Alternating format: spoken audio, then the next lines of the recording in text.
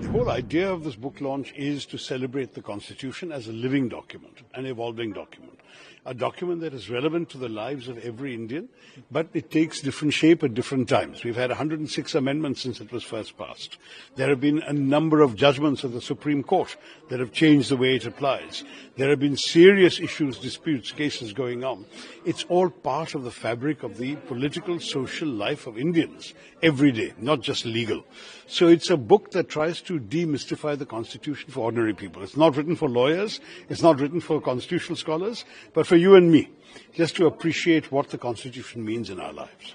Sir, a big development happened between India and Pak, sir. What's your take on it? Because now on all social media, Indira Gandhi is trending, and Congress party is saying that Indira is iron ready.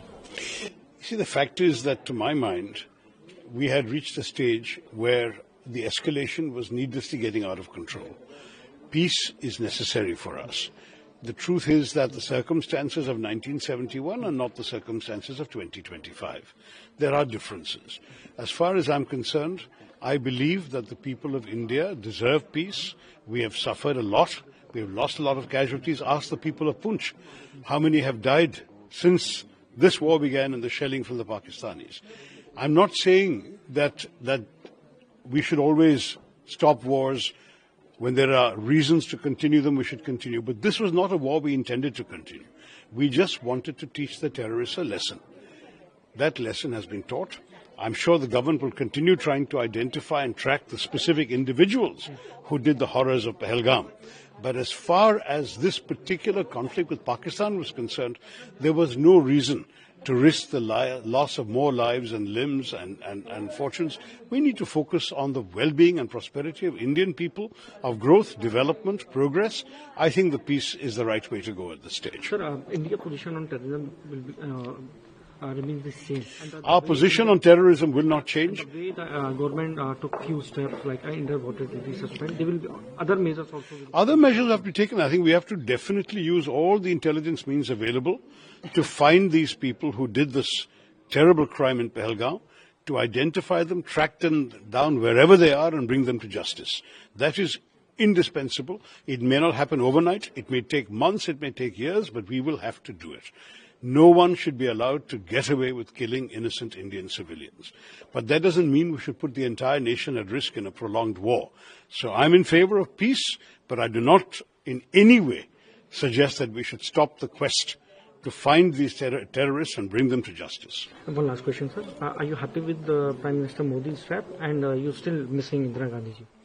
Look, I think 1971 was a great achievement of our history. I'm proud of it as an Indian. Indira Gandhi ji rewrote the map of the subcontinent, but the circumstances were different. Today's Pakistan is a different situation. Their equipment, their military equipment, the damage they can do, everything is different. And the circumstances of Bangladesh, we were fighting a moral cause to actually bring people to freedom and liberation. That was a completely different story. This is a different story. We would have ended up with a much longer, protracted conflict with a lot of loss of life on both sides, a lot of damage, a lot of expense. Is this the biggest priority for India today? No, it's not. We wanted to teach those who had sent these terrorists across that there is a price to be paid. We still have to catch the individual terrorist perpetrators, but we do not need to tie the whole country down in a war. That is something I've been very clear about from the start. India did not, I believe, at any stage see the action of the 7th as the beginning or the opening salvo of a long protracted conflict. For us, it was one-off. We'll do it. If Pakistan did not escalate, we would not have escalated. Pakistan did. We also did. It was getting to a point where if it continued like this, we would needlessly have been caught into a long drawn-out war without a clear objective at the end of it. Liberating Bangladesh is a clear objective.